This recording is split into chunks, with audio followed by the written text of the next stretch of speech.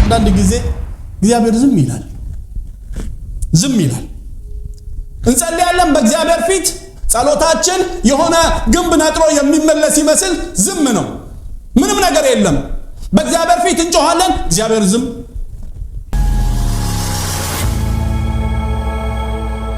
እግዚአብሔር ዝም ሲል ያልሰማን ሲመስለን እግዚአብሔር በስራ ላይ ነው እህቴ ተስፋ አትቁረጭ ወንድሜ ተስፋ አትቁረጥ ጸልየን እግዚአብሔር ዝም ሲለን እግዚአብሔር በስራ ላይ ነው ዱካው እንኳን ባይታየን አረማመዱ ባይታወቀንም እግዚአብሔር እየሰራ ነው ምን ያደረገ ነው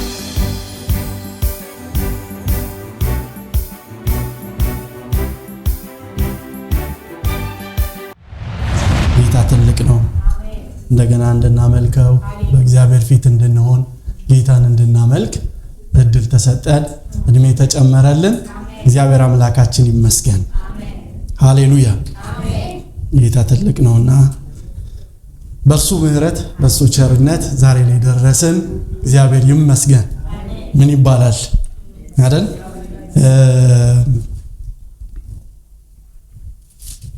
ኢዮብ እንደዚህ ይላል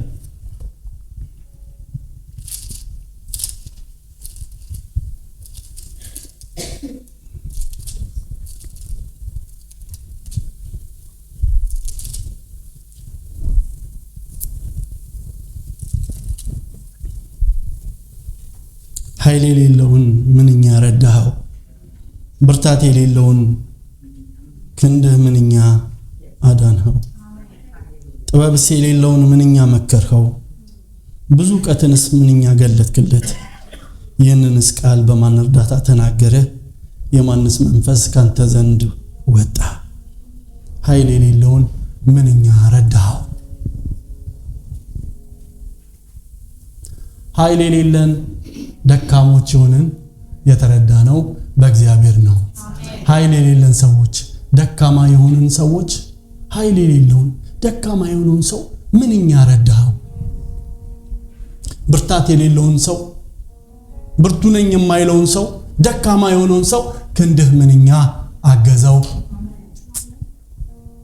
ምን ያህል በእግዚአብሔር ታገዝን ምን ያህል በእግዚአብሔር ተደገፍን እነዚያን ቀናቶች ለማለፍ እግዚአብሔር አምላክ ይመስገን በእግዚአብሔር ተደግፈን በአምላካችን እጅ ተይዘን ቀናቶችን አልፈናልና እግዚአብሔር ይመስገን እና ምስጋና ነው ክብር ነው ለእግዚአብሔር ይገባዋል ሃሌሉያ እግዚአብሔር ይመስገን ሃሌሉያ እግዚአብሔር ይመስገን ክብር ለኢየሱስ ይሁን ሃሌሉያ ለዚህ ነው በአምላካችን በእግዚአብሔር ደስ ይለናል በመድኃኒታችን አምላክ ሐሴት እናደርጋለን ጌታ እግዚአብሔር ኃይላችን ነው እግዚአብሔር ይመስገን እና በእግዚአብሔር ደስ ይለናል በረዳታችን ደስ ይለናል ማንንም በሌለበት ሰዓት ከጎናችን ቆሞ ያበረታል በእርሱ ደስ ይለናል እግዚአብሔር ይመስገን እና ባለፈው ሳምንት ተመለከትን የመማፀኛ ከተማ ብለን ተመለከትንና እግዚአብሔር ለሌዋውያን አይደለ ርስታቸውን የእስራኤል ልጆች ሲከፋፈሉ ለሌዋውያን 45 ከተሞችን ሰጣቸው እነሱ ርስታቸው እግዚአብሔር ነው እድል ፈንታቸው እግዚአብሔር ነው እና ለነሱ 48 ከተሞችን ሰጣቸው ብሎ እግዚአብሔር እንደተናገረው ለሙሴ አይተናልና ከዛ ውስጥ ግን 6ቱ ስፔሻል ናቸው ከ48 ከተሞች ውስጥ 6ቱ ስፔሻል ናቸው 6ቱን ለይና ለሌዋውያን ሰጣቸው እና ማንም ሰው ነፍስ ያጠፋ ድንገት የሆነ ነገር የሆነበት እጁ ላይ ድንገት ሰው የሞተበት ሮጦ እንዲያመልጥና ሮጦ እንዲገባ የመማፀኛ ከተማ አድርገ ስራ 6ቱን ከተሞች የመማፀኛ ከተማ ይሁኑ ለሮጠ ሰው ለተጨነቀ ሰው ግራ ለገባው ሰው ወደ ልግባ ላለ ሰው መጠጊያ እንዲሆን የመማፀኛ ከተማ አድርገ ስራ ብሎ እግዚአብሔር እንደተናገረው እና እነዚህ ከተሞች ማንኛውም ሰው የተጨነቀ ሰው ሮጦ እንዲገባበት ግራ የገባው ሰው ሮጦ እንዲገባበት አመቺ ቦታ ላይ የሚታይ ቦታ ላይ ቅርብ የሆነ ቦታ ላይ እንዲሰሩ እግዚአብሔር እንደተናገረ ከእግዚአብሔር ቃል አየንና 6ቱ ከተሞች ስፔሻል ናቸው እና ኢየሱስን ይገልጣሉ ብለናል። እና የመጀመሪያው ታስታውሳላችሁ የመጀመሪያው ከተማ ማን በለው ብሎ አለው? ቃዴስ ብለው አለው። ቃዴስ ማለት መቀደስ ማለት ነውና በክርስቶስ ኢየሱስ እኛ ተቀድሰናል ብለን ሃሌሉያ እና በክርስቶስ ኢየሱስ ተቀደሰናልን ላስታውሳችሁ ብዬ ነው። ሁለተኛው ከተማ ሴኬም ነው። ሴኬም ማለት ደግሞ ትከሻ ማለት ነውና በእግዚአብሔር ትከሻ ላይ ሆነን አለፍናቸው እነዛን ቀናቶች ብለን አለንና እግዚአብሔር አምላክ የተመሰገነ ይሁን። ሶስተኛ ኬብሮን ነው ብለን አለን። ኬብሮን ማለት ህብረት ማለት ነውና ወደ አብ ወደ ልጁም ህብረት የጠራን ይላልና ወደ እግዚአብሔር ህብረት የተጠራን ሰዎች ነን ብለን ይሄንንም አየን። አራተኛው ቦሶር ማለት የተመሸጋ አጥር ማለት ነው አለን። ክርስቶስ ኢየሱስ አጥር ሆነን ጋሻ ሆነን ከለላ ሆነን ከክፉ አስጣለን ብለን በዚህ አየን። አምስተኛው ራሞት ነው ብለን አየን። ራሞት ማለት ከፍታ ማለት ነው እና በአምላካችን ከፍ ከፍ እያለን እንሄዳለን። አምላካችን ከፍ ከፍ ያደርገናል ብለን እግዚአብሔር አምላክ ይመስገን በእግዚአብሔር ላይ እምነት እንዲሆነን ይህንን አየን። ስድስተኛው ጎላን ማለት መደሰት ማለት ነው አለን። በአምላካችን በእግዚአብሔር ምን ይለናል? ደስ ይለናል። እግዚአብሔር አምላክ ይመስገን። እነዚህን ከተሞች ካየን በኋላ በመጨረሻ ዘዳግም 19 ላይ አንድ ነገር አየን አይደለ? እነዚህ ከተሞች ውስጥ ለመግባት ምን ያስፈልጋል ብለናል? መንገድ ያስፈልጋል። እና ለሙሴ ምን አለው? መንገዱ የተስተካከለ ይሁን። ወደዚህ መማፀኛ ከተማ ነፍስን ከሚያሳድድ ሾልኮ ወደዚህ ከተማ ለመግባት መንገድ ያስፈልጋል። ወደዚህ መማፀኛ ገብቶ ሴፍ ለመሆን ወደዚህ መማፀኛ ገብቶ ከዛ ከተበቃዩ ነፃ ለመሆን ምን ያስፈልጋል? መንገድ ያስፈልጋል ብለናልና መንገዱን አስተካክለው ዘዳግም 19:3 ላይ መንገዱን አስተካክለው የእነዚህን ከተሞች መንገድ አስተካክል። መንገዱ ወሳኝ ነው። አዎ ወደዚህ ወደ ጸና ከተማ ወደ ጸና ምሽግ ወደ ሆነ ከተማ ወደ ማምለጫ ከተማ ለመግባት አንድ መንገድ አለ አለን ኢየሱስ ክርስቶስ። እኔ መንገድ ነኝ ከኔ በስተቀር ወደ አብ የሚመጣ የለም ብሎ ተናገረና ኢየሱስ መንገድ ነው፣ ማምለጫ መንገድ ነው። ወደዚህ መማፀኛ ከተማ መግቢያ መንገድ ነው፣ ከጠላት ማምለጫ መንገድ ነው፣ ህይወት ማግኛ መንገድ ነው፣ የሁሉ ነገር መንገድ ነው ብለን በዚህ ደመደምን። እግዚአብሔር አምላክ ይመስገንና ክብር ለኢየሱስ ይሁን። አምልጠናል። እርሱ መንገድ ሆኖልናል፣ ህይወት ሆኖልናል። እግዚአብሔር አምላክ ይመስገን እና ላስታውሳችሁ ብዬ ነው። እናንተ ያው በልባችሁ መንፈስ ቅዱስ ስላተመው አይረሳም። እግዚአብሔር አምላክ ይመስገን እና ክብር ለኢየሱስ ይሁን። ምናልባት የማልጨርሰው መስሎኝ እንቀጥላለን ብዬ ነበር። ነገር ግን ፈጠን ብዬ ሄድኩኝና ለሁለት ጊዜ ያሰብኩትን በአንድ ጊዜ ሰጥቻችሁ አጠገብኳችሁ። እግዚአብሔር ይመስገን። ክብር ለኢየሱስ ይሁን። የሚያጠገው እግዚአብሔር ነው፣ የሚሰጥ እግዚአብሔር ነው። ዛሬ ግን በእውነት ለሆነ ሰው መልእክት አለው ጌታ። ለሆነ ሰው ጌታ ይናገራል። ለሆነ ሰው ጌታ ይናገራል። ምናልባት ይሄንን ቃል ሰምተነው ሊሆን ይችላል፣ በተለያየ መልኩ አንብበነው ሊሆን ይችላል እና እግዚአብሔር ግን አምናለሁ እኔ እንደተናገረ እናንተን ይናገራል። እግዚአብሔር አምላክ የተመሰገነ ይሁን። ነው አጭር ጸሎትን ጸልይ፣ ጌታ እንዲያስተምረን ቃሉን እንዲገልጥልን። እግዚአብሔር አምላካችን ሆይ እናመሰግንሃለን። የዘላለም አምላክ እግዚአብሔር ሆይ ክብርን ላንተ እንሰጣለን። አዎ አንተ የመማፀኛ ከተማችን ነህ። አንተ ማምለጫችን ነህ። አንተ መንገድ ነህ። አንተ እውነት ነህ። ካንተ በቀር ወደ አብ የሚደርስ ማንም የለም። በአንተ በኩል ብቻ የዘላለም አምላክ እግዚአብሔር ሆይ ልጅህን ስለሰጠህን ይህ መንገድ እውነት የሆነውን ኢየሱስ በህይወታችን ስለገለጥክልን እናመሰግንሃለን። የዘላለም አምላክ እግዚአብሔር ሆይ ነፍሳችንን ከሚሻ ከጠላታችን ስላስመለጥከን በኢየሱስ ማምለጥ ስለሆነልን በኢየሱስ መዳን ስለሆነልን እናመሰግንሃለን። ጌታ ሆይ ክብር ላንተ ይሁን። አዎ እናመሰግንሃለን። አዎ ድነታችን አይቀልብንም። አዎ ያገኘነው ህይወት ተራ አይሆንብንም። ከምን እንዳስጣልከን ስለምናውቅ፣ ከምን እንዳስመለጥከን ስለምናውቅ፣ ከምን እንደታደግከን ስለምናውቅ፣ ከየት እንዳነሳህን ስለምናውቅ አይቀልብንም። እናመሰግንሃለን። ተራ አይሆንብንም። እናመሰግንሃለን። በዋጋ ተገዝታችኋል እንደሚል በዋጋ ገዝተህናልና ይህ ድህነት ክቡር እንደሆነ እናውቃለን። እናመሰግንሃለን። መተኪያ በሌለው በልጅህ ደም ገዝተህናልና እናመሰግንሃለን። አሁንም ጌታ መንፈስ ቅዱስ ሆይ አንተ ትናገራለህ፣ አንተ ታስተምራለህ።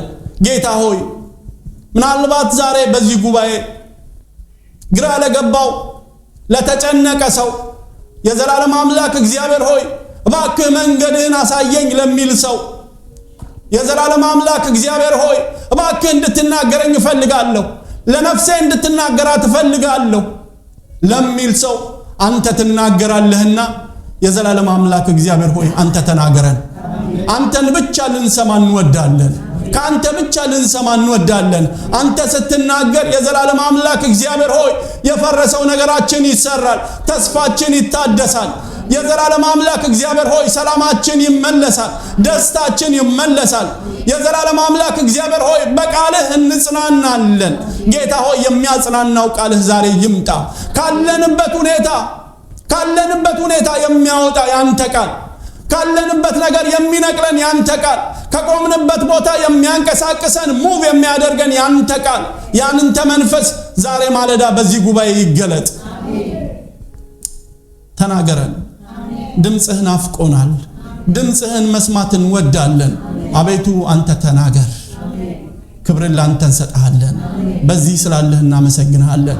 ክብር ሁሉ ላንተ ይሁን በጌታ በኢየሱስ ስም አሜን አሜን። እግዚአብሔር አምላካችን ይመስገን። እግዚአብሔር ነው ዝም ሲል በሚል ርዕስ እንነጋገራለንና አንድ አሳፍ የሚባል ሰው ነበር። ታውቃላችሁ በመጽሐፍ ቅዱስ ላይ አሳፍ የታወቀ ዘማሪ፣ የታወቀ ሙዚቀኛ፣ በታቦቱ ፊት የሚዘምር ቅኔን የሚቀኝ ለእግዚአብሔር ቅርብ የሆነ ሰው፣ ለእግዚአብሔር የተጠጋጋ ሰው፣ ለእግዚአብሔር ብቻ አይደለም በእስራኤል መካከል የታወቀ ሰው፣ የዳዊት የቅርብ ሰው አሳፍ ያለፈበትን ህይወት እንመለከታለን። እና ይህ ሰው ትልቅ አገልጋይ ነው፣ በጣም ትልቅ አገልጋይ ነው። በድንኳኑ በታቦቱ ፊት የሚዘምር ቅኔን የሚቀኝ ለእግዚአብሔር የሚቀኝ በሱ አገልግሎት ብዙዎች የሚጽናኑ ብዙዎች እግዚአብሔርን እንዲያከብሩ የሚያደርግ የቅኔ ሰው የሙዚቃ ሰው አሳፍ። ሰለሞን የእግዚአብሔርን ቤት በኢየሩሳሌም እስኪሰራ ድረስ በመገናኛ ድንኳን በማደሪያው ፊት የሚያገለግል እንደነበር አንደኛ ዜና ምዕራፍ 6 ቁጥር 39 ላይ የእግዚአብሔር ቃል ይናገራል። እና በመዝሙረ ዳዊት ካሉት 150 ምዕራፎች ውስጥ 12ቱን እግዚአብሔር ረድቶት መንፈስ ቅዱስ ገልጦለት የጻፈ ሰው፣ የእግዚአብሔር መንፈስ በኃይል ያለበት ሰው፣ ኃላፊነት የተሸከመ ሰው፣ ከፊት ያለ ሰው፣ የሚታይ ሰው። ግን ድንገት አንድ ቀን ምድረ በዳ በህይወቱ ገጠመው። ሰዎች ነን። በምድር ላይ በምንቀሳቀስበት ጊዜ እንበረታለን፣ እንደክማለን። እና በአሳፍ ህይወት እንደዚህ ሆነ። አንዳንድ ጊዜ እግዚአብሔር ዝም ይላል። እንጸልያለን በእግዚአብሔር ፊት፣ ጸሎታችን የሆነ ግንብ ነጥሮ የሚመለስ ይመስል ዝም ነው፣ ምንም ነገር የለም። በእግዚአብሔር ፊት እንጮሃለን፣ እግዚአብሔር ዝም። ህልውናውን እንለምናለን፣ ምሪቱን እንለምናለን። እባክህን አደራረግህን አሳየኝ፣ እባክህን በዚህ ጉዳይ ላይ እግዚአብሔር ሆይ ምን ትላለህ? ምን ትናገራለህ? ምን ትለኛለህ? ምን ላድርግ? እስቲ አቅጣጫውን ጠቁመኝ፣ ፍለጋህን አሳየኝ ብለን በእግዚአብሔር ፊት እንንበረከካለን። እግዚአብሔር ዝም። ሰማይ ዝም ሲል ይጨንቃል። እግዚአብሔር ዝም ሲል ይጨንቃል። እንኳን አይደለም እግዚአብሔር፣ ሰዎች ዝም ሲሉ ይጨንቃል። ሁሉን የፈጠረ የሁሉ ጌታ የሆነ እግዚአብሔር አይደለም፣ ሰዎች እንኳን አጠገባችን ያሉ ሰዎች አንዳንዴ ዝም ሲሉን ይጨንቀናል። የምንገባበት ይጠፋናል፣ ይጨንቃል። ሰማይ ዝም ሲል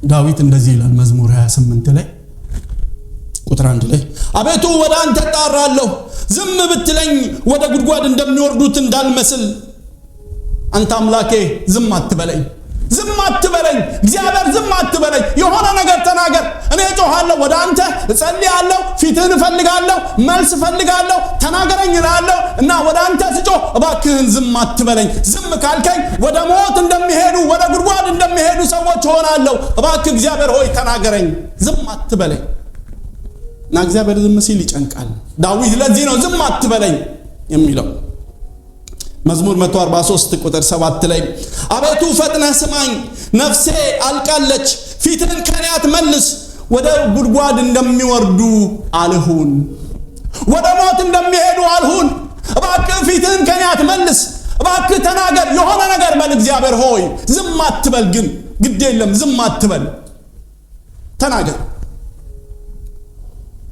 እና እግዚአብሔር ዝም ሲል ይጨንቃል አሳፍ በህይወቱ የገጠመው ይሄ ነው አሳፍ በህይወቱ ያጋጠመው ነገር ይሄ ነው መዝሙር 77 ላይ የገጠመው ነገር ይሄ ነው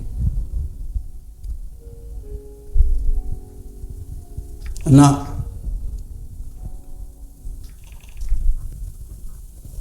ተስፋ መቁረጥ በህይወቱ መጣ እግዚአብሔርን መጠራጠር ጀመረ ግን በዛው አልቀረም እግዚአብሔር ይመስገን እና እንደው ለዚህ ጉባኤ ጥያቄ አቀርባለሁ እግዚአብሔርን የተጠራጠርነው ነገር ይሆን በህይወታችን እግዚአብሔር ዝም ብሎ ጸልየን ዝም ሲል እግዚአብሔርን የተጠራጠርነው እንኖር ይሆን መቼም ማንም ሰው እኔ ብሎ እጁን ያወጣ ግን በልባችን እናውቀዋለን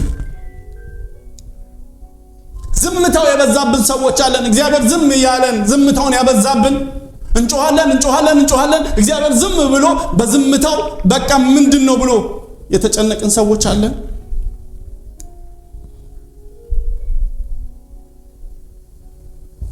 አሳፍ መዝሙር ትክክለኛውን አቅጣጫ ያሳየናል እንደዚህ አይነት ነገር በሚገጥመን ጊዜ እንዴት ከዚህ ነገር መውጣት እንዳለብን ይጠቁመናል እና አሳፍ ህይወቱን አልደበቀም ህመሙን አልደበቀም እና ጌታ ይርዳን እና መዝሙር 77 ላይ መዝሙሩን ገና ሲጀምር እንደዚህ አለ ድምጼን ከፍ አድርጌ በመደበኛው ትርጉም ነው ማነብላችሁ ድምጼን ከፍ አድርጌ ወደ እግዚአብሔር ጮሁ ይሰማኝ ዘንድ ወደ አምላኬ ጮክ በመከራዬ ቀን እግዚአብሔርን ፈለኩት በሌሊት ያለ ድካም እጆቼን ዘረጋው ነፍሴም አልጽናና አለች አምላክ ሆይ አንተን ባሰብኩ ቁጥር ቃተትሁ በወጣው በወረድኩ መጠን መንፈሴ ዛለች አይኖቼ እንዳይከደኑ ያሳቸው መናገር እስኪሳነኝ ታወኩ አሳፍ እያለ ያለው እየጮህኩ ነው ወደ አንተ እየጮህኩ ነው ተጣራው በከፍተኛ ድምጽ ተጣራው በከፍተኛ ድምጽ ጮህኩኝ በትንሽ ድምጽ አይደለም በከፍተኛ ድምጽ ጮህኩኝ እግዚአብሔር ብዬ ተጣራው እያለፍኩበት ያለው መከራ ከባድ ነው እያለፍኩበት ያለው ህይወት ከባድ ነው መልስ ፈልጋለሁ ባክን መልስን ስጠኝ ብዬ ወደ እግዚአብሔር ጮህኩኝ በመከራዬ ቀን እግዚአብሔርን ፈለኩት ወደ ሰዎች አልሄድኩም የምቅርቦቼ ጋር አልሄድኩም ሰዎችን ላማክር አልሄድኩም ምክር ፍለጋ አልሄድኩም ነገር ግን ወደ እግዚአብሔር መጣው እግዚአብሔር ሆይ አልኩት መከራዬን ታያለ ጭንቀቴን ታያለ የማልፍበትን መንገድ ታያለ ብዬ በከፍተኛ ድምጽ ጮህኩ እንዲሰማኝ እንዲያደምጠኝ እግዚአብሔርን ፈልጌ ከደረሰብኝ መከራ ከደረሰብኝ ህመም ከደረሰብኝ ቁስል ምን እንደሆነ አልተጻፈልንም አሳፍ ያለፈበት ያለበት ሁኔታ ምን እንደሆነ አልተጻፈልንም ባልተጻፈ አንገምትም ነገር ግን ከባድ ሁኔታ ውስጥ እንዳለ ግልጽ ነው እያለፍኩበት ባለውበት ሁኔታ ውስጥ ሰው ሊያደርግ የሚችለው ነገር እያደረኩ ነው አንተ እየፈለኩ ነው እየጮኩ ነው ወደ አንተ በከፍተኛ ድምጽ ተጣራሁ፣ በከፍተኛ ድምጽ ጮክ። ቀስ ብዬ አይደለም፣ በሹክሹክታ እንደሚናገር ሰው አይደለም። ድምጼን አሁን ከምናገረውም በላይ አድርጌ እግዚአብሔር ሆይ ብዬ ጮኬ ተጣራሁ። እርዳታ ፈልጌ ተጣራሁ።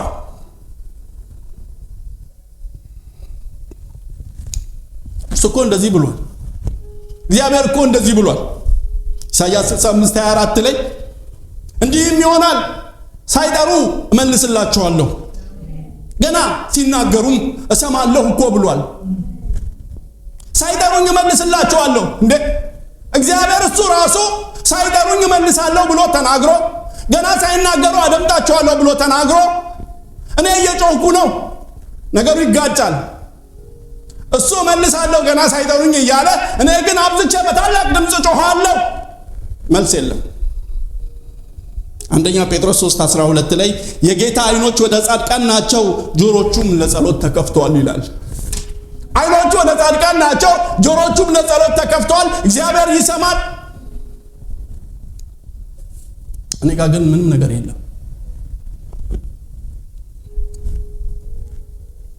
በጨነቀኝ ጊዜ እግዚአብሔርን ጠራሁት አለ ዳዊት። ወደ አምላኬ ጮኽኩ፣ ከመቅደሱ ቃሌን ሰማኝ፣ ጩኸቴም በፊቱ ወደ ጆሮ ገባ። እግዚአብሔር ይሰማል። ሰዎች ሲጮሁ ይሰማል። ልጆቹ ሲጮሁ ይሰማል። እግዚአብሔር የሚሰማ እኮ አምላክ ነው። ገና ሳይናገሩ ሰማለሁ አለ። ይገርማል። ይሄ እግዚአብሔር ገና ሳይናገሩ ቃል ካፋቸው ሳይወጣ እሱ ይሰማል፣ የልብን ያውቃል። እንዲሁም መዝሙር 94 ላይ እንደዚህ ይላል፣ ጆሮን የተከለው አይሰማምን? አይንስ የፈጠረው አያይምን? እሱ ያያል። ፈጣሪው እሱ ነዋ። እሱ ይሰማል። የተከለው እሱ ነዋ። እና የሰው ልጆች ሁሉ የሚያልፉበትን የሚያይ ይሄ እግዚአብሔር እሺ አይ ግድ የለም እኔ እኮ ጮኬ ስለተናገርኩ ነው። አረ ሐናም አለች እኮ ሐናም አለች። ሳትጮህ እንደኔ ከፍ አድርጋ ሳትጮህ ጩኸቷ ሳይሰማ ሐና በመቅደስ ከንፈሯን ታንቀሳቀስ ነበረ፣ በልቧ ትናገር ነበረ። አንደኛ ሳሙኤል ምዕራፍ 1:16 ላይ ነገር ግን በእግዚአብሔር ፊት ነፍሴን አፈሰስሁ፣ ሐዘኔና ጭንቀቴ ስለበዛ እስካሁን ተናግሬያለሁ። ከንፈሯን ብቻ እያንቀሳቀሰች ቃል ከአንደበቷ ሳይወጣ በከንፈሯ እንቅስቃሴ ብቻ ወደ እግዚአብሔር ጮኻለች። እግዚአብሔር ሰምቷል። በዓመቱ ወንድ ልጅ ይዛ ወደ መቅደስ መጣለች። እግዚአብሔር ይሰማል።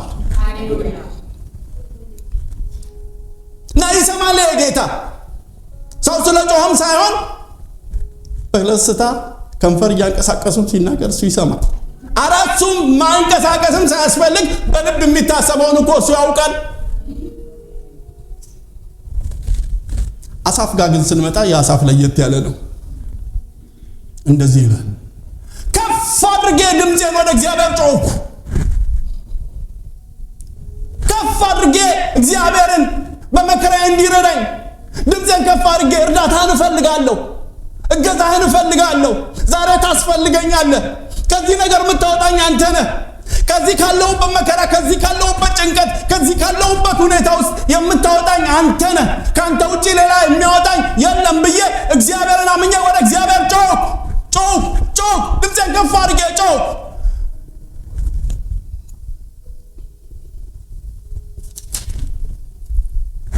የለም እግዚአብሔር ዝም ብሏል። ሌሊቱን ሁሉ እንቅልፍ ባይኔ አልዞረም፣ አልተኛሁም። አምላኬን እየፈለግኩኝ በአምላኬ ፊት እየጮኽኩኝ ሌሊቱን ሙሉ እኮ እንቅልፍ ጠፋ። ሐሳብ ሆነ፣ ጭንቀት ሆነ፣ እንቅልፍ የለኝም። እንቅልፍ ማጣት ብቻ አይደለም ደግሞ እጆቼን ያለ ድካም በሱ ፊት አነሳው። ከፍ አድርጌ ጮኽኩኝ፣ እርዳኝ ብዬ ጮኽኩኝ። እጅ የሚያነሳ ሰው የተሸነፈ ሰው ነው። እጅ የሚያነሳ ሰው የማይችል ሰው ነው። እንዳልቻልኩኝ አውቄ ገብቶኝ በእግዚአብሔር ፊት የእግዚአብሔርን እርዳታ ፈልጌ በመከራዬ እንዲረዳኝ ፈልጌ እንዲያግዘኝ ፈልጌ በእግዚአብሔር ፊት ጮኽኩኝ። እጄ ያለ ድካም አነሳው። ሌሊቱ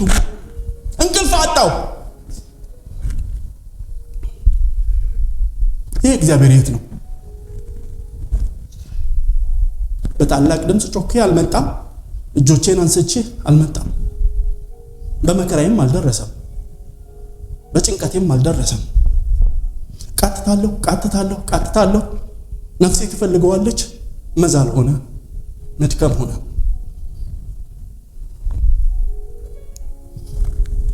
ምናልባት አለን እህቶቼ፣ ወንድሞቼ የዛለን የደከምን ሌሊቱን ሁሉ እንቅልፋተን ይሄ ነገር እንዴት ይሆናል? መውጫው ምንድነው? እግዚአብሔርም ዝም አለ። እግዚአብሔርም አይመልስም።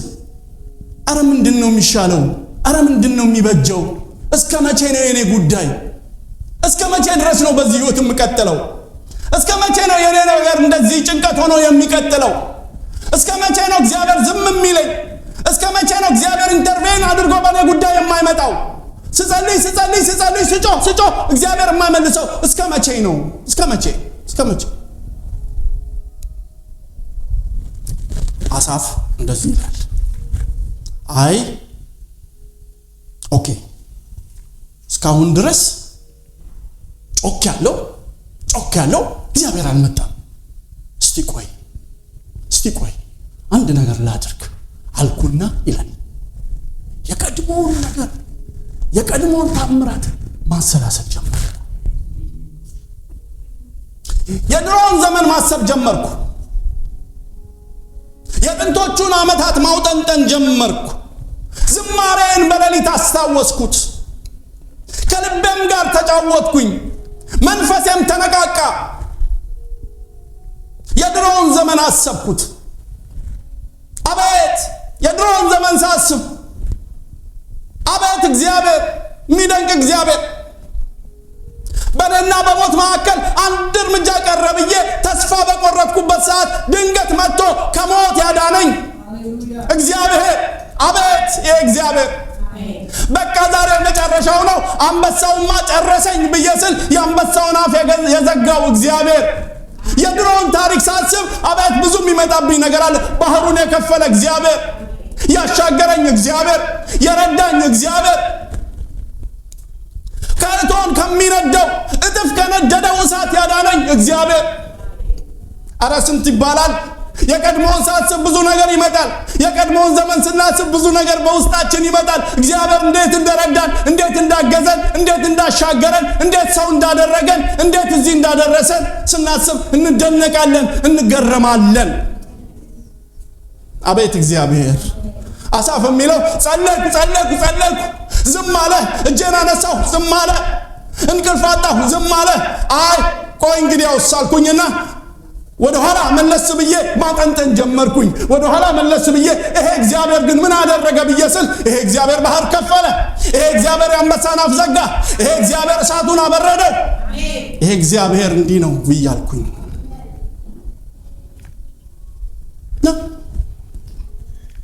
ይህ ሁሉ አስቤ ይላል። ይህ ሁሉ አሰብኩኝና ያለፈውን ዘመን አሰብኩኝ አለ። ያለፈውን ዘመን ካሰብኩ በኋላ ይሄ እግዚአብሔር እንደዚህ አደረገ ብዬ ካልኩ በኋላ አሳፍ 6 ጥያቄ ይጠይቃል።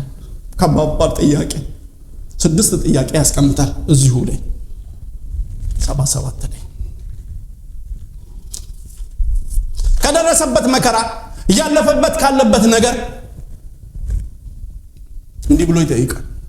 ምናልባት እንደ አሳፍ እየጠየቀን ካለን እግዚአብሔር ዛሬ መልሳለሁ። ለሆነ ሰው መልሳለሁ፣ ለኔ መልሳለሁ፣ ለእናንተ መልሳለሁ፣ ለዚህ ጉባኤ መልሳለሁ።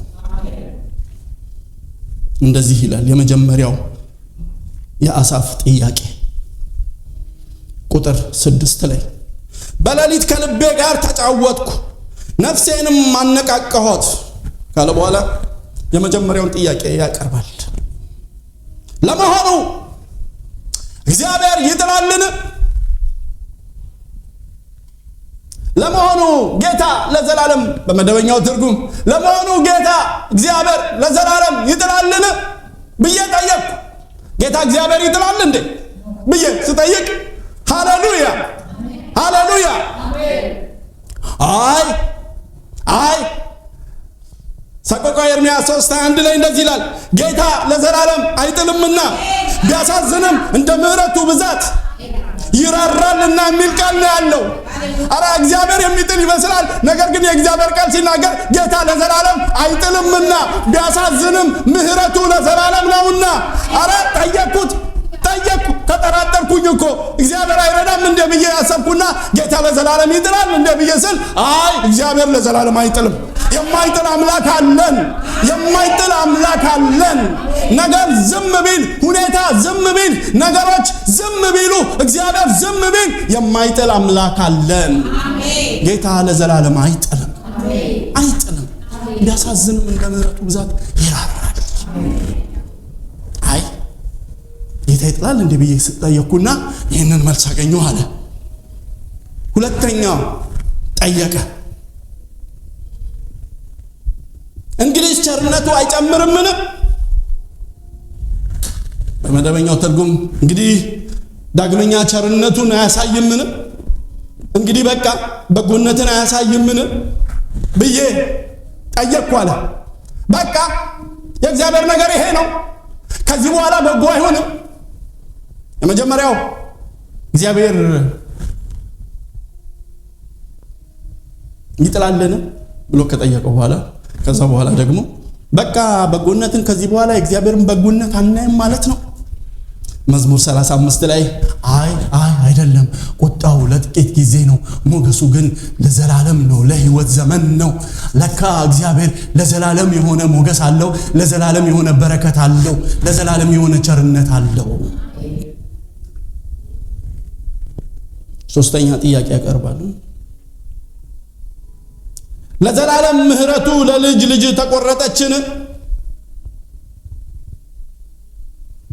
ምህረቱ ለዘላለም ጠፋን? እኔ ተጠራጥሬያለሁ፣ ጸልያለሁ፣ እግዚአብሔር አይመልስም። እጮሃለሁ፣ እግዚአብሔር አይመልስም። በመከራ ውስጥ ሆኛለሁ፣ እግዚአብሔር ዝም ብሏል። እንግዲያስ ምህረቱ ጠፋን? ያ ትናንትና የረዳኝ እግዚአብሔር፣ ያ ያገዘኝ እግዚአብሔር፣ ያ የማረኝ እግዚአብሔር ምህረቱን አቋረጠው እንዴ? አይ ያልጠፋ ነው ከእግዚአብሔር ምህረት የተነሳ ነው፣ ርኅራኄው አያልቅምና። ሃሌሉያ! እግዚአብሔር ያልጠፋ ነው ከምህረቱ የተነሳ እኮ ነው። ምህረቱ አልተቋረጠም፣ ምህረቱ አልቆመም። አራተኛው የተናገረውስ ቃል አልቋልን? የገባውስ ቃል ተሻረን ይላል። እግዚአብሔር ተናግሮ ቃል ኪዳኑን ሰረዘው ማለት ነው።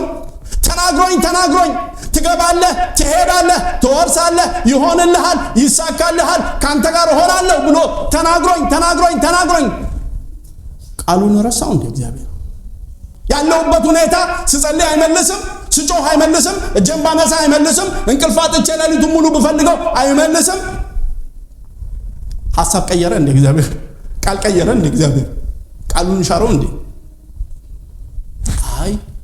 ይለናል ዳዊት መዝሙር በ105:8 ላይ ቃል ኪዳኑ ለዘላለም እስከ ሺህ ትውልድ የያዘውን ቃሉን አሰበ። ቃል ኪዳኑ ለዘላለም ነው። እግዚአብሔር ቃል ኪዳኑ ለዘላለም ነው። አሜን። እግዚአብሔር ቸርነቱን ዘነጋውን? አምስተኛ ሞገሱን ረሳውን? ኢሳይያስ 49:5 ላይ እንደዚህ ይላል፣ ሴት ለተወለደው ከማዕፀኗ ለወጣው ልጅ እስከማተራራ ድረስ ትረሳ ይሆናል፣ እኔ ግን አልረሳሽም ማለት ነው። ምናልባት የተረሳን የሚመስል በእግዚአብሔር ያልታሰበን የመሰለን ሰዎች ካለን ዛሬ ማለዳ ሰው ሊረሳ ይችላል፣ ሰው ሊተው ይችላል፣ ሰው ላያስታውስ ይችላል። እኔ ግን አልረሳም ይላል። ለሆነ ሰው እግዚአብሔር እንደዚህ ይላል፣ እኔ ግን አልረሳም። ሰው ቢረሳ እኔ ግን አልረሳህም። ዝም ብልም ይልና ወደ መጨረሻው ላይ እንመጣለን እና እንዲህ ብሎ ጥያቄውን ይጨርሳል። ስድስተኛውን ጥያቄ በቁጣውስ ምህረቱን ዘጋውን? በቁጣውስ ምህረቱ አለቀ፣ በቃ ተቆጣ፣ የምህረቱ ነገር አበቃ? አይደለም። ታስታውሳላችሁ ኢሳይያስ 12 ላይ ከዚህ በፊት ያየነው የእግዚአብሔር ቃል ቁጣህን ከኔ መልሰሃልና አጽናንተኸኛልምና አመሰግናለሁ። እግዚአብሔር ቁጣ ተመለሰ በኢየሱስ።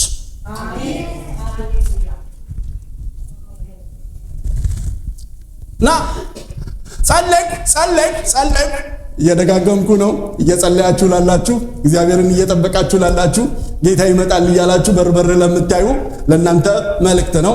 እና ጸለይኩና ተጠራጥሬ ጌታ ለዘላለም ይጥላል እንዴ ብዬ ወደዚህ አይነት ጥያቄ ውስጥ ገባው። ዳግመኛ ቸርነቱን አያሳየኝም እንዴ ብዬ ተጠራጠርኩ። ምህረቱ ለዘላለም ጠፋ ወይ ብዬ ይህንንም አሰብ። የተናገረው ቃል ተሻረ እንዴ ቀረ እንዴ ብዬ አሰብ። እግዚአብሔር ቸርነቱን ዘነጋው እንዴ ብዬ አሰብ። በቁጣውስ ምህረቱን ዘጋው እንዴ ብዬ አሰብኩና ነገር ግን አንድ ነገር ላይ ደረስኩ። ሃሌሉያ አሰብኩና አንድ ድምዳሜ ላይ ደረስኩ። እኔ ለካ ተሳስቻለሁ አለ። ይሄ ድካሜ ነው ብያልኩኝ። የልዑል ቀኝ እንደተለወጠ እግዚአብሔር እንደተቀየረ ማሰቤ ድካሜ ነው ብያልኩኝ። ለካ እሱ አልተለወጠም፣ ለካ እሱ አልተቀየረም፣ ለካ እሱ ዛሬም በዙፋኑ ላይ አለ። ለካ እሱ እግዚአብሔር አይለወጥም። እኔ ግን ደክሜ ብዙ ነገር ስጠረጥረው እግዚአብሔርን፣ ብዙ ነገር ሳማው እግዚአብሔርን። ለካ እግዚአብሔር በዙፋኑ ላይ አለ። ለካ እግዚአብሔር ሳይለወጥ በማደሪያው አለ። ለካ እኔ ነኝ የተሳሳትኩትኝ አለ አሳፍ። እኔ ተሳስቻለሁ፣ እግዚአብሔር ግን በዘላለም ዙፋኑ ላይ አለ። የልዑል ቀኝ እንደተለወጠ ማሰቤ ድካሜ ነው ብያልኩኝ። ይሄ የኔ ድካሜ ነው። እህቶቼ ወንድሞቼ፣ የደከምን ሰዎች አለ ልዑል እንደተለወጠ አስበን። አሳፍ የሚለን አይ እግዚአብሔር አይለወጥም። አሳፍ የሚለን እግዚአብሔር አይለወጥም። ዝም ቢል እግዚአብሔር በስራ ላይ ነው።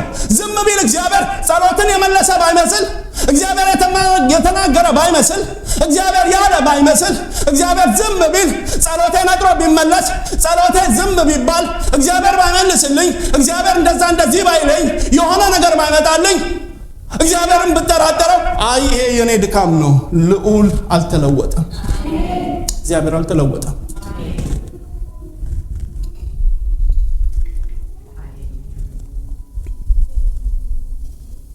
ሚልክያስ 3:6 ላይ የእግዚአብሔር ቃል እንደዚህ ይላል፣ እኔ እግዚአብሔር አልለወጥም። እናንተ ያዕቆብ ልጆች ሆይ ስለዚህ የጠፋችሁ አይደላችሁም። ለምንድን የጠፋችሁ ያልሆናችሁት? ለምንድን ነው ያልጠፋችሁት? ለምንድን ነው? እኔ እግዚአብሔር አልለወጥም። ሰዎች ይለወጣሉ፣ ሁኔታ ይለወጣል፣ ነገሮች ይለወጣሉ። እኔ እግዚአብሔር ግን አልለወጥም። እግዚአብሔር አይለወጥም። እንደተለወጠ ለካ ማሰቤ ድካሜ ነው፣ ስህተቴ ነው አለ አሳፍ። እግዚአብሔር እንደተቀየረ ማሰቤ ስህተቴ ነው። እግዚአብሔር እኮ አይቀየርም። እግዚአብሔር አይለወጥም። ያኔ በነበረው ክብር፣ ያኔ በነበረው ፍቅር፣ ያኔ በነበረው መውደድ፣ ያኔ በነበረው መሸከም ዛሬም ይሸከማል፣ ዛሬም ይሸከምሻል፣ ዛሬም ይሸከመናል። እግዚአብሔር አልተለወጠም። ለዚህ ጉባኤ እናገራለሁ፣ እግዚአብሔር አልተለወጠም። ለእያንዳንዳችሁ እናገራለሁ፣ እግዚአብሔር አልተለወጠም። ዛሬ ማለዳ ባየሩ ላይ እናውጃለን፣ እግዚአብሔር አልተለወጠም። የኛ አምላክ አልተለወጠም። እግዚአብሔር አልተለወጠም። የተለወጠ ቢያስመስልም ሁኔታው፣ ዝምታው የተለወጠ ቢያስመስልም፣ እንደምን አለው እግዚአብሔር ከኔ ጋር ብለን እስክንል ድረስ ቢያደርሰንም እግዚአብሔር አልተለወጠም። ይሄ ድካሜ ነው፣ ይሄ የኔ ስህተት ነው፣ ይሄ የኔ ነገር ነው አለ። እንደዚህ ይላል ቁጥር 10 ላይ ይህ ድካሜ ነው አሉ።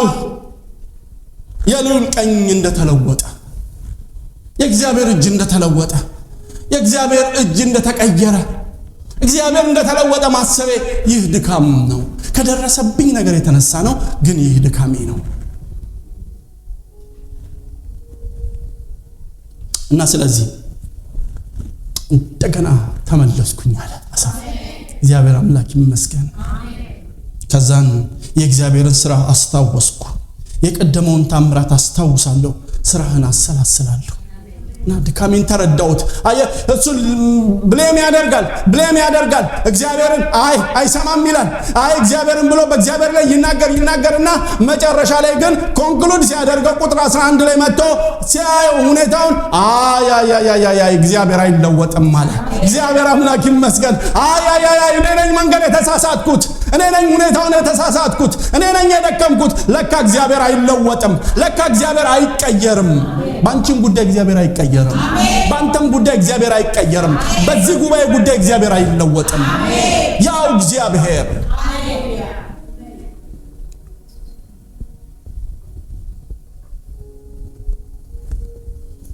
ኢያሱ 23:3 ላይ እናንተም አምላካችሁ እግዚአብሔር በእነዚህ አሕዛብ ሁሉ ስለናንተ ያደረገውን ሁሉ አይታችኋል። ስለናንተ የተዋጋ አምላካችሁ እግዚአብሔር ነው።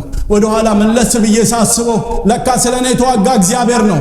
ለካ የኔን ጦርነት የተዋጋ እግዚአብሔር ነው። ለካ ያሻገረኝ እግዚአብሔር ነው።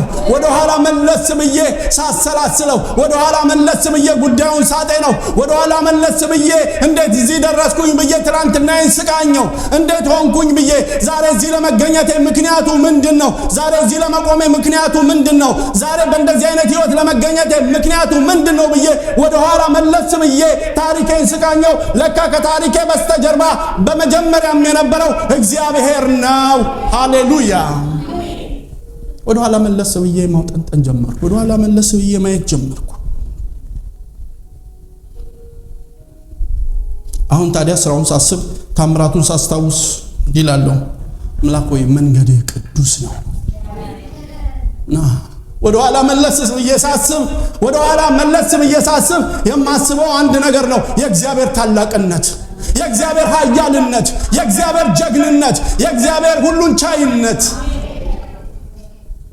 እና እንደዚህ ይላል እርሱ ራሱ ቁጥር 12 ላይ ቁጥር 11 ላይ የእግዚአብሔርን ሥራ አስታወስኩ። ቁጥር 11 የቀደመውን ታምራትን አስታውሳለሁና በምግባርህም ሁሉ እናገራለሁ፣ በሥራህም እጫወታለሁ።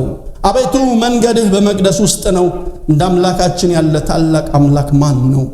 ታምራት የምታደርግ አምላክ አንተ ነህ። ለሕዝብ ኃይልን አስታጠቅካቸው። መለስ ብዬ ተንበረከኩኝ፣ የለም። መለስ ብዬ እጄን አለ፣ የለም። ጮኩኝ፣ የለም። እንቅልፍ ጠፋ፣ ሌሊቱ ቁጭ ብሎ ማደር ሆነ፣ በሐሳብ መብሰልሰል ሆነ፣ የለም፣ ምንም የለም። በኋላ ላይ ግን መለስ ብዬ ወደ ኋላ ትናንቴን ሳስበው፣ ትናንቴን ስገመግመው፣ ትናንቴን ሳየው ለካ ትናንትናዬ ላይ ባለ ታሪክ ዋናውን ድርሻ የሁሉን ነገር ባለቤት የነበረው እግዚአብሔር ነው። ለካ እግዚአብሔርን አሰብኩት፣ እግዚአብሔርን አሰብኩት፣ ደስ አለኝ። ሃሌሉያ። እና ሳየው ታሪክን ለካ እነዛን ተአምራት ያደረገ ኃያል የሆነው እግዚአብሔር ነው።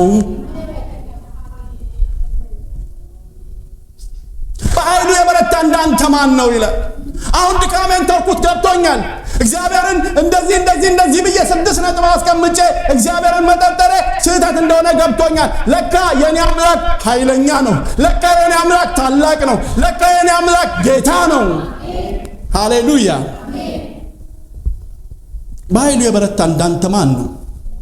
ብርቱ የሆነው እርሱ በኔ ታላቅ ሥራ ምናል አድርጓልና። ብርቱ የሆነው እሱ፣ ብርቱ ነው እሱ፣ ኃያል ነው እሱ እግዚአብሔር።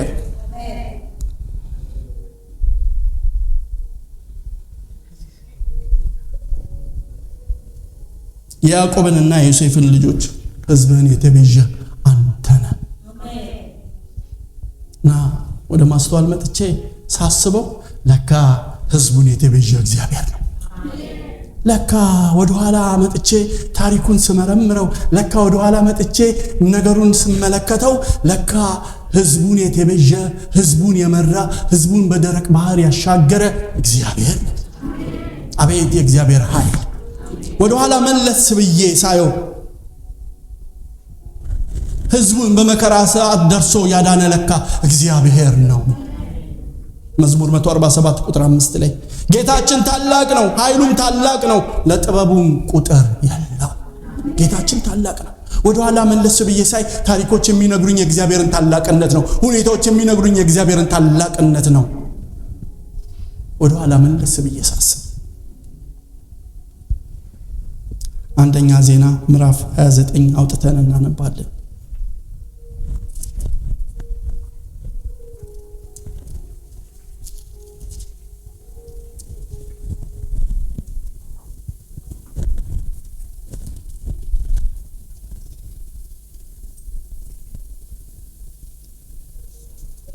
ቁጥር 10 ጀምሮ እንደዚህ ይላል። ዳዊትም በጉባኤው ሁሉ ፊት እግዚአብሔርን ባረከ። ዳዊትም አለ፣ አቤቱ የአባታችን የእስራኤል አምላክ ሆይ ከዘላለም እስከ ዘላለም ተባረክ። አቤቱ በሰማይና በምድር ያለው ሁሉ ያንተ ነውና ታላቅነትና ኃይል ክብርም ድል ግርማ ላንተ ነው። አቤቱ መንግስት ያንተ ነው። አንተም በሁሉ ላይ ከፍ ከፍ ያለ ራስ ነህ። ባለጠግነትና ክብር ካንተ ዘንድ ነው። አንተም ሁሉን ትገዛለህ። ኃይል ብርታት በእጅህ ነው። ታላቅ ለማድረግ ለሁሉም ኃይልን ለመስጠት በእጅህ ነው። አንተ ራስ ነህ። አንተ የበላይ ነህ። አንተ የሁሉ ነገር ቶፕ ነህ። እኔ ነኝ የተከምኩት እንጂ እኔ ነኝ የተጠራጠርኩ እንጂ እኔ ነኝ የማታደርግ መስሎኝ ግራ የገባኝ እንጂ እኔ ነኝ ስጸልይ አልሰማ ስትለኝ አይ በቃ እግዚአብሔር ትቶኛል ብዬ ሌላ አይነት ትርጉም የሰጠሁት እኔ ነኝ እንጂ አንተ እኮ የሁሉ ነገር የበላይ ነህ። አንተ ከበላይ ነህ። አንተ ራስ ነህ። አንተ የሁሉ ጌታ ነህ። አንተ የሁሉ ባለቤት ነህ። አንተ የሁሉ ፈጣሪ ነህ።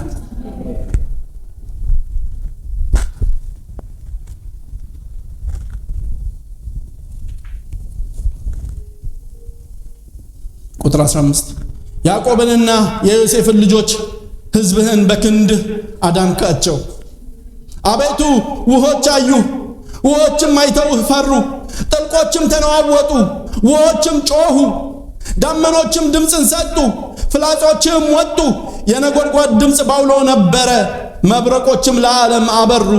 ምድር ተናወጠች፣ ተንቀጠቀጠች። ኃይል ታላቅ ነው። እኔ አልገባኝም፣ እኔ አልተረዳውም። ዝም ስትለኝ በቃ መሰለኝ። ዝም ስትለኝ ኃይል የለህ መሰለኝ። ዝም ስትለኝ ተጠራጠርኩ። ለካ አንተ የኃይል ሁሉ ምንጭ ነህ። ለካ አንተ የሁሉ ጌታ ነህ። ለካ ሕዝብን የመራህ አንተ ነህ።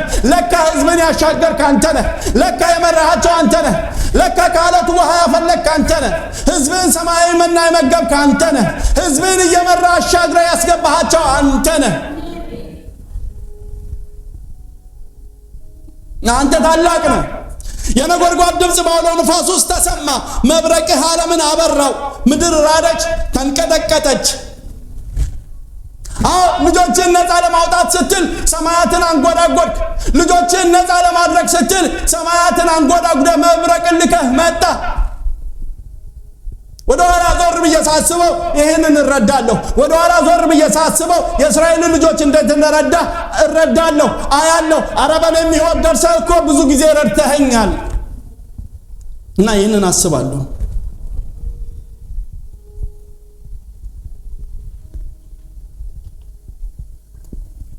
ዝም ያለ ሲመስለኝ፣ ጩኸቴን ያልሰማ ሲመስለኝ፣ እንባዬ ያልታበሰ ሲመስለኝ፣ ምሬት ሲበዛብኝ፣ የማልፍበት ነገር ግራ ሲያጋባኝ፣ ቀን ሲጨልምብኝ፣ አሁን ደርሶ አሁን መጥቶ ዱብ ብሎ የሆነ ነገር ያደርጋል ብዬ ስጠብቅ ምንም ነገር ሳይኖር ሲቀር ሰማይ ሰማያን ጋጥጬ ሳይ አሁን እግዚአብሔር ይመጣል፣ ምን ነው ሰማያትን ቀዶ ብትመጣ እንዳለ አሁን ሰማያትን ቀዶ ይመጣል ብዬ እግዚአብሔርን ስጠብቀው ዝም ሲለኝ በቃ የለም ብዬ፣ ምክንያቱም የሚታይ ምንም ነገር የለም፣ በዙሪያ የማየው ምንም ነገር የለም። ወደ ኋላ ሄድኩኝ፣ ታሪክን አጠናው፣ እግዚአብሔር አለ አልኩኝ እና ግን እኔ አሁን የሚሰማኝ ምንም ነገር አይደለም።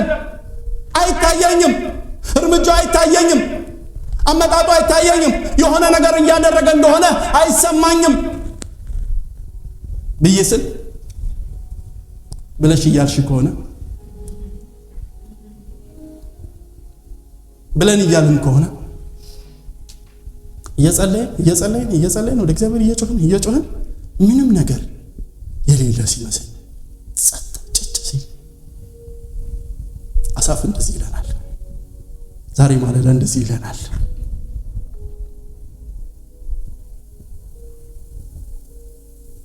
መንገድህ በባህር ውስጥ ነው፣ ፍለጋህም በብዙ ውሆች ነው፣ አረማመድህ አልታወቀም።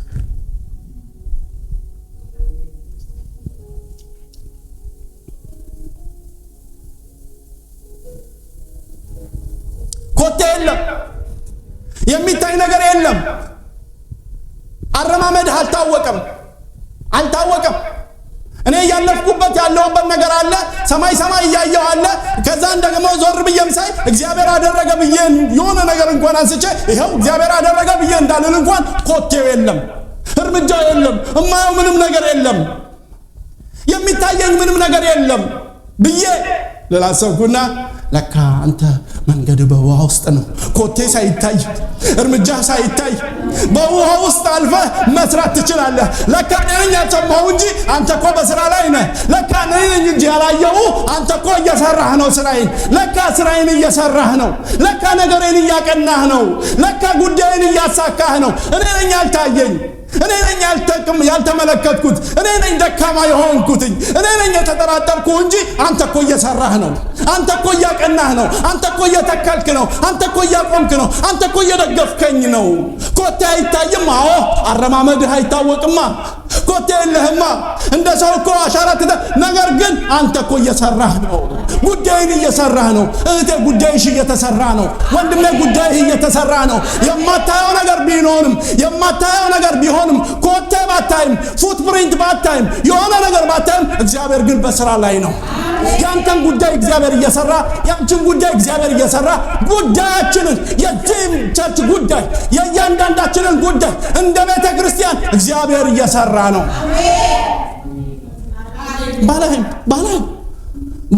ባላይ ኮቴ ባይታየኝም አንተ ግን በስራ ላይ ነህ። መክብብ 11:5 ላይ የነፋስ መንገድ እንዴት እንደሆነች አጥንትን በርጉዝ ሆድ ውስጥ እንዴት እንደሚዋሃድ እንደማታውቅ እንደዚሁ ሁሉን የሚሰራ የእግዚአብሔርንም ስራ አታውቅም። እንዴት በርጉዝ ሆድ ውስጥ አጥንት እንደሚዋሃድ ልጅ እንዴት አታውቅም። እውቀት የለም የተሰወረ ነገር ስለሆነ። ነገር ግን የእግዚአብሔርም ስራ እንደዚሁ ነው። በዓይን የሆነ ነገር ስትፈልግ አታይም። ነገር ግን እግዚአብሔር በስራ ላይ ነው።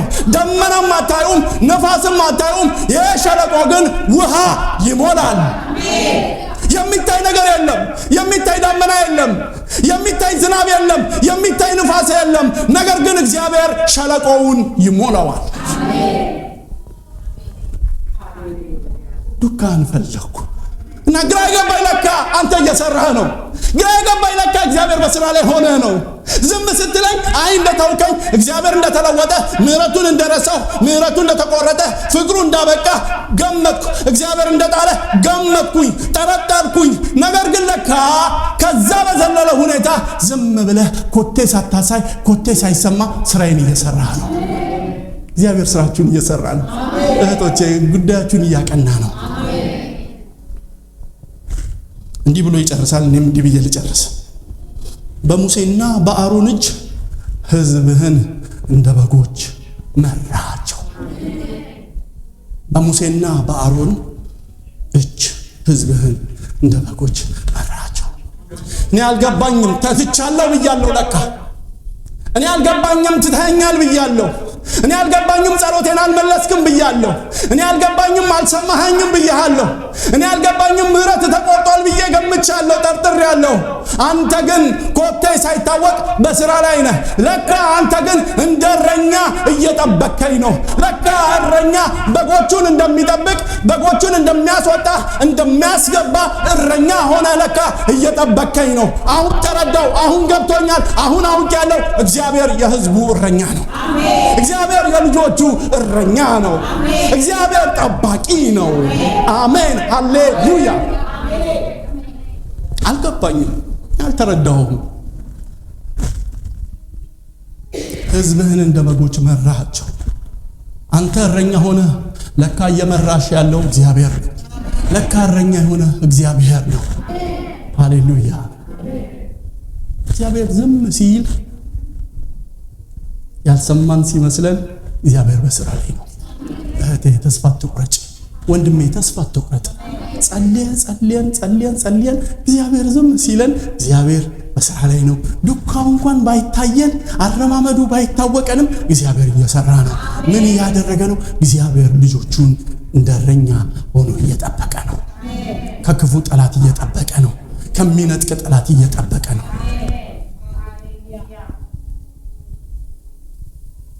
እግዚአብሔር አምላክ ይመስገን። እና እግዚአብሔር ዝም ሲለን እግዚአብሔር እየሰራ ነው። በዚህ ቃል እንጽናና። አሳፍ ብዙ ነገር አለና ካለ በኋላ ቃሉን ወደ ኋላ መለስ ብሎ ሲያሰላስለው ለካ እግዚአብሔር ትላንትናን የረዳ እግዚአብሔር፣ ትላንትናን ያገዘ እግዚአብሔር፣ ትላንትናን ያቆመ እግዚአብሔር ዛሬም አይጥልም። ዱካው ባይታይ፣ እርምጃው ባይታይ፣ ፉትፕሪንቱ ባይታይ፣ የሆነ አሻራ ነገር የሚታይ ነገር ባይኖርም እግዚአብሔር አምላካችን ግን በስራ ላይ ነው። እህቴ በስራ ላይ ነው። ባንቺ ጉዳይ በስራ ላይ ነው። ባንተ ጉዳይ በስራ ላይ ነው። እንደረኛ ወደ ለመለመ መስክ እየመራ እንደረኛ ወደ ለመለመ መስክ እየመራ እንደረኛ ከጠላት እየጠበቀ እንደረኛ ከክፉ እየታደገ እንደረኛ መልካም ነገር እየሰጠ በእረፍት ውሃ ዘንድ እየመራን ነው። እግዚአብሔር የዚህ ጉባኤ መሪ ነው። እግዚአብሔር የዚህ ቤተክርስቲያን መሪ ነው። እግዚአብሔር የሁላችን መሪ ነው። እና ዝም ሲለን ሳይገባን ሲቀርም እግዚአብሔር እየመራ ነው። የምናየው ነገር ባይኖርም እግዚአብሔር በስራ ላይ ነው። አሜን ሃሌሉያ። እግዚአብሔር አምላካችን ደስ ይለናል። እግዚአብሔር ዛሬም በስራ ላይ ነው። አምላክሽ ባንቺ ጉዳይ በስራ ላይ ነው። ግዴለሽም። እግዚአብሔር አይጥልም። ማንን ጥሎ እንደሚያውቅ፣ ማንን እንደጣለ፣ ማንን እንደተወ ይተውሻል። ማንን እንደተወ ይተውሃል። እግዚአብሔር አይጥልም፣ አይረሳም። ዝም ያለ ሲመስል ረስቶ ሳይሆን በስራ ላይ ነው። ዝም ያለ ሲመስል ኮቴው የማይታይ ሲመስልም ለካ እሱ በስራ ላይ ነው። እግዚአብሔር በስራ ላይ ነው። ሃሌሉያ። እግዚአብሔር ይመስገን። አምላካችን ዛሬም በስራ ላይ ነው። ክብር ለኢየሱስ ይሁን። ሃሌሉያ። ፓስቶሬ ጨርሻለሁ። እግዚአብሔር ይባርክ።